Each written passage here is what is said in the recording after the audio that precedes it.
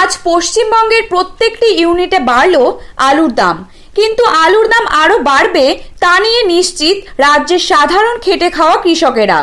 আলুকে গ্রাম বাংলার অর্থনীতির মূল চালিকা শক্তি হিসেবে বলা হয়। দেশের মধ্যে আলু উৎপাদনে পশ্চিমবঙ্গের স্থান রয়েছে উত্তরপ্রদেশের পরেই।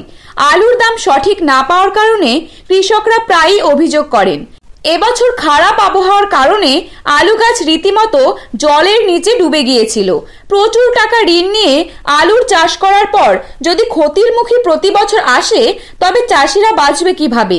2024 সালে দেশ জুড়ে আলুর ফলন কম, ফলে আলুর দাম বর্তমানে ঊর্ধ্বমুখী রয়েছে। যা দাম আছে চাষিদের জন্য তা পর্যাপ্ত নয়। ভবিষ্যতে দাম কমে কিনা তা নিয়েও থাকছে সংশয়। জ্যোতি আলুর ফলন প্রচুর কম পরিলক্ষিত হচ্ছে। হিমঘর ভর্তির কাজও চলছে জোর কদমে। এবছরের আলুর ভবিষ্যৎ কোন দিকে যাবে তা আগামী 1 থেকে 2 মাসের মধ্যে পরিষ্কার হয়ে যাবে। আজ পশ্চিমবঙ্গের কোন কোন জেলায় আলুর দাম কত রয়েছে চলুন জেনে নেই।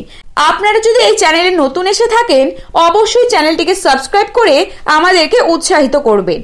আজ চাহিদাকে ভিত্তি করে হাওড়া জেলার উদয়নারায়ণপুরে 50 কেজি জ্যোতি আলুর দাম বস্তা প্রতি এক ধাক্কায় 20 টাকা বেড়ে গিয়ে দাঁড়িয়েছে 680 থেকে 690 টাকা রেডি হিসেবে। এরপর সুরেকালনা ইউনিটে 50 কেজি জ্যোতি আলুর বন্ডের দাম 30 টাকা বেড়ে গিয়ে দাঁড়িয়েছে 710 থেকে 730 টাকা। বাঁকুড়া জেলা হিসেবে 50 কেজি জ্যোতি আলুর দাম চাষি ভাইদের জন্য এখানেও বেড়ে গিয়ে উঠেছে 40 থেকে 50 টাকা। আলুর দাম কতুলপুর হিসেবে শোনা যাচ্ছে 690 থেকে 700 টাকা। কেশপুর ইউনিটে 25 থেকে 30 টাকা দাম বৃদ্ধি পেয়ে 670 থেকে 680 টাকার মধ্যে রয়েছে। কারালাঘাট ইউনিটে 50 কেজি জ্যোতি আলুর দাম 20 থেকে 30 টাকা বেড়ে উঠেছে, যেখানে আলুর দাম পরিলক্ষিত হচ্ছে 690 থেকে 710 টাকা। উত্তরবঙ্গের ধূপগুড়ি বাজারে আজ রেডি জ্যোতি আলু বিক্রয় করা হচ্ছে 650 থেকে 700 টাকা। আর চাষির মাঠে জ্যোতি আলুর দাম চলছে 610 টাকা 50 কেজি হিসাবে। কোচবিহার জেলার দিনহাটায় আজ 50 কেজি পোখরাজ ও জ্যোতি আলুর বাজার 510 থেকে 650 টাকা শোনা যাচ্ছে। মাথাভাঙায় আজ 50 কেজি রেডি জ্যোতি আলুর বাজার মূল্য 470 থেকে 520 টাকা রয়েছে।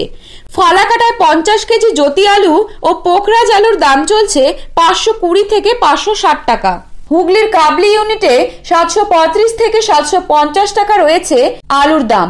সবকিছু পরিস্থিতিকে বিবেচনা করে বোঝা যাচ্ছে আগামী দিনে বাংলার আলুর দাম বাড়ার একটি সম্ভাবনা রয়েছে। তাই পরবর্তী আপডেট পেতে অবশ্যই চ্যানেলটিকে সাবস্ক্রাইব করবেন।